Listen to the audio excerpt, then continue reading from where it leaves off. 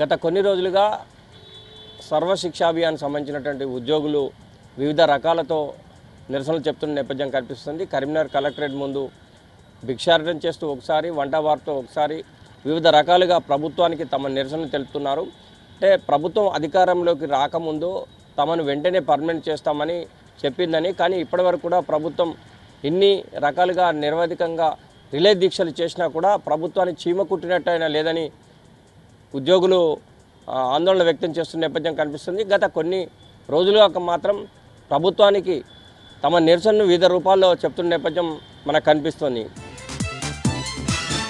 ఇంకో విషయానికి వస్తే ఇటు రాజన్న సిరిసిల్ల దక్షిణ కాశీగా వెలుగొందినటువంటి వేములవాడ రాజన్న ఆలయంలో మైనర్లు చోరీకి పాల్పడ్డట్టు తెలుస్తోంది. అంటే గత కొన్ని రోజులుగా భక్తుల రూపేణ వచ్చినటువంటి ఈ చిన్నారులు ఆ హుండీలో, అంటే గత కొన్ని రోజులుగా హుండీలకు సంబంధించినటువంటి వివిధ రకాల కానుకలు హుండీలు నిండి బయటికి కనిపిస్తున్న నేపథ్యంలో భక్తుల రూపేణ వచ్చి తీసుకుంటున్నటువంటి సమాచారం అందుకున్నటువంటి అందులోని ఉద్యోగులు పట్టుకున్న నేపథ్యం కనిపిస్తుంది. వారి వద్ద నుంచి కొంత సొమ్మును తీసుకోవడమే కాదు, గత వారం రోజుల నుంచి కూడా వీరు ఇదే విధంగా చోరీకి పాల్పడుతున్నట్టుగా తెలుస్తుంది. ప్రస్తుతం అయితే మైనర్లు కనుక వీరిని అదుపులోకి తీసుకొని ప్రశ్నిస్తున్నట్టుగా తెలుస్తోంది.